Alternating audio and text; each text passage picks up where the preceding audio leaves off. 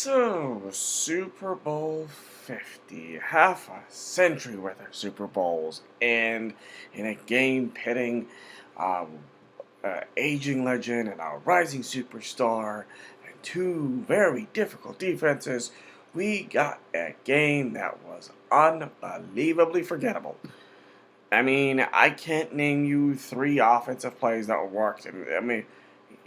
That was positive. I mean, you could say the Ted Ginn catch and run, the Corey Brown catch and run. There was a face mask at the end of that play, the and then Jonathan Stewart getting into the end zone. But that you're really stretching to find anything that would make you feel somewhat even excited or remembering about this. It's not even like the Ravens Giants Super Bowl, because that play at least had the Brandon Stokely catching a long touchdown pass and dragging or getting past Jason Sehorn for the touchdown. At least that one had. Even Trent Dilfer was able to do that. Neither one of these quarterbacks were able to be successful, and it was for two very for separate reasons. One, starting with the Broncos, they basically played offensively not to screw up and maybe get lucky with a couple plays. Well, outside of the opening drive, they did nothing. It's the fewest yards forever for a team to have won a Super Bowl less than 200 yards. And Peyton Manning did still screw up. He did have, and they did give up 5 sacks from their weak offensive line, and several more pressures, as well as the fumble and the interception that he threw to Coney Ealy. I'm like, how do you, the big guy wearing number 94, how did you miss that? But I don't know, old age leads you to being blind, I guess.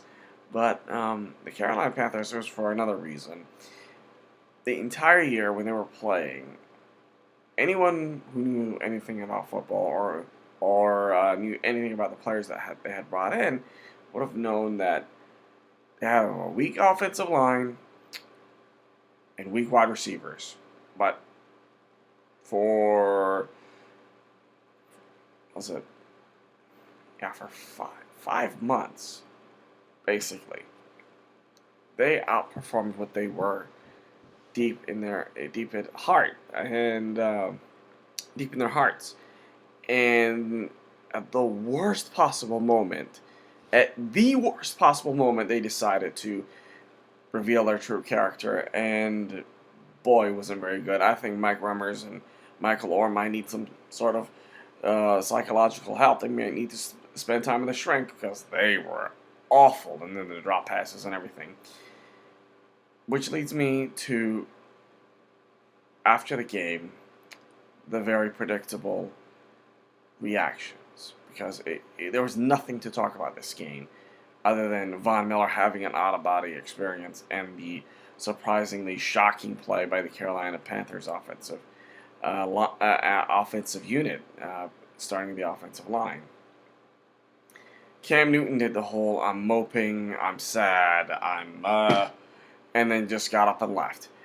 And then the people who didn't like Cam pretty much either I was a genuine and are consistent people who were genuine in their dislike of Cam Newton for the dab, for the photos on the celebration, the antics and whatever. Those who didn't like him thought that was unbecoming of a quarterback, or the haters, or people who didn't like him for racist reasons.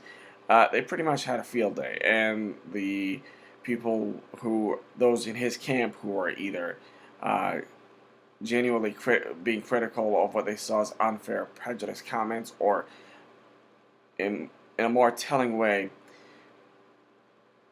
the apologists and those who came to his defense basically to be contrarian, had a passive way of trying to defend his actions and his comments. And my view on this is this. I mean, I have nothing against Cam Newton. I wanted the Panthers to win because the narrative about Peyton Manning, which I'm going to get to, the narrative about Cam Newton leading up to the game was this was supposed to be his coronation. It was supposed to be, he was supposed to come out and take that final step, and this was supposed to be his world and everything, and obviously it didn't work out for him. And then when all the haters, the critics, the racists had their field day, the people coming out passively were like, "Oh, what did you expect?" Blah blah blah blah blah. And my thinking about this is this: Cam Newton, you can talk as much as you want, and I'm for trash talking. But the problem is, and for me, my perspective is that if you get hit in the mouth and other people are taunting you, I don't have a problem with that. As a matter of fact, when I didn't watch this fight, but when I saw the clips of Ronda Rousey, a fighter that I like, when she got knocked out, I laughed. I laughed hard, just like everybody else. And when Cam Newton and people were making fun of him and making fun of Josh Norman, again, I laughed hard because you did a lot of talking. It didn't work out for you. You deserve the consequences, or you have to deal with the consequences. And a lot of the people who are coming out and defending him, either because they're apologists or they're contrarian, need to understand that you can't have it always your way. Now, as far as, and another thing that bothered me about the Cam defense was that it was moving him to the realm of Peyton Manning. And during the game, before the game, and everybody was talking about Peyton Manning, how great Peyton Manning was. Oh, do you like Peyton Manning? And then whether it's Phil Simms and Jim Nantz at CBS and their love affair that made me want to throw up or scream or just jump out the window. I mean, my God, was that annoying. And I'm still angry about the fact that he's not getting punished for his little shilling of a Budweiser. Like, the NFL says, we have no issue with this. Yeah, you should. I mean, because there's an investigation by the NFL, and it doesn't seem like it's gonna be a very good one based on the fact that it seems like you're gonna let him slide, even if it's that you do go after it. The optics of it, and obviously the two are connected with the allegation of the HGH and him saying for Budweiser or shilling for Budweiser. But if you're letting something that under normal circumstances you wouldn't allow for Peyton, then what does that say about the investigation? Or if you are truly carrying out an investigation, and I don't think that they're interested in it, there should have been a fine. There should have been some sort of penalty handed out for that. And I don't know why people got so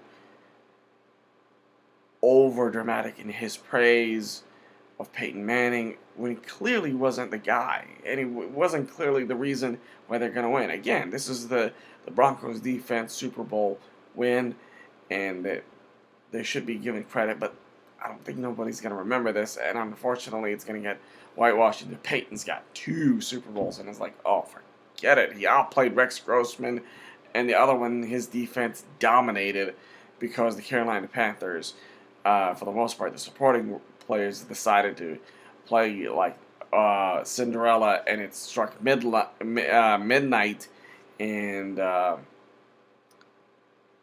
they became pumpkins, pretty much. And the Cam Newton defenders need to understand